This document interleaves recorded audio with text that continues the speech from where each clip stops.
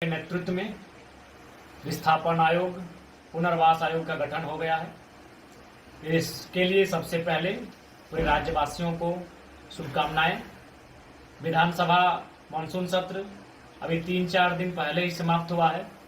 28 तारीख को मानसून सत्र के अंतिम दिन गैर सरकारी संकल्प का विषय था, जिसमें मेरा विषय पुनर्वास आयोग और विस्थापन आयोग के गठन की मांग को लेकर था। विस्थापन और पुनर्वास आयोग के गठन की मांग को लेकर यूं तो सालों से कई माननीय सदस्य विधानसभा के पटल पर मांग को उठाते रहे हैं, आवाज को बुलंद करते रहे हैं, लेकिन इस बार माननीय भू राजस्व मंत्री श्री दीपक बिरुवा जी से मेरी जो विस्थापन को लेकर जोरदार बहस हुई, पूरे राज्य ने देखा और मैंने माननीय मंत्री महोदय से स्पष्ट कहा कि आप तिथि स्पष्ट बताइए कि विस्थापन और पुनर्वास आयोग का गठन 15 दिनों में करेंगे, 45 दिनों में करेंगे या 100 दिनों में करेंगे या 150 दिनों में करेंगे। तो उस बहस के बाद जो बहस जिसको मैंने पूरी ऊर्जा, आक्रामकता और गर्मजोशी के साथ अपने चिर परिचित अंदाज में रखने का काम किया था, और उस बहस के 5 दिनों के अंदर आज झारखंड कैबिनेट से अंतिम मुहर लगी।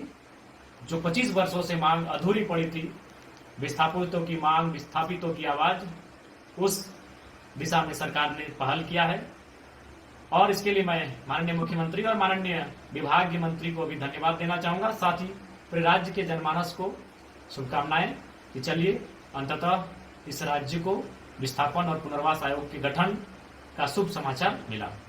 रूट हल्का सा राज्यवासियों को शुभकामनाएं और साथ ही प्रवासी मजदूरों को भी पैकेज दिया गया, विशेष पैकेज दिया गया जो करोड़ों का पैकेज है।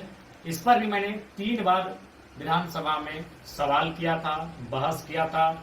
एक बार बजट चर्चा परिचर्चा में, एक बार शून्यकाल के माध्यम से, और इस बार के सत्र में ध्यान आकर्षण के माध्यम से मैंने प्रवासी मजदूरों की समस्याओं से हमेशा सरकार को रूबरू करवाया है और उस पर मैं हमेशा अडिग रहा हूं। मैंने हमेशा जोरदार बहस किया है। तो कहीं ना कहीं और मूल रूप से विधायक का काम यही होता है, सड़क बनाना। ये विभाग ये काम है, इसको डीसी भी करा सकते हैं, इसको अन्य पदाधिकारी भी करा सकते हैं। डीएमटी फंड से तो कहीं सीएसआर फंड से, तो कहीं टायर्ड तो कहीं अनटायर्ड फंड से ये काम हो सकते हैं। लेकिन विधायक का जो मूल काम होता है, विधेयक पर बहस करना, विधेयक पर चर्चा करना, विधेयक प्रेजेंट करना या फिर विधेयक बनाने के लिए सरकार को बाध्य करना।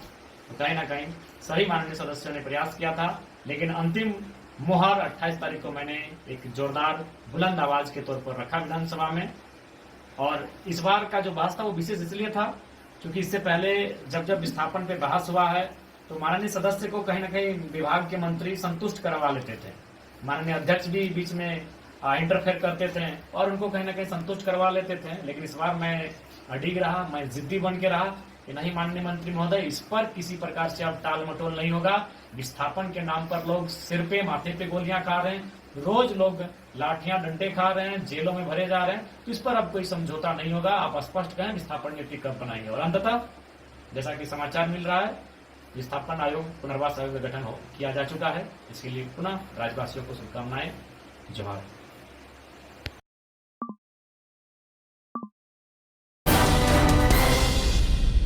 कार सस्ती, बाइक सस्ती, ट्रैक्टर सस्ती।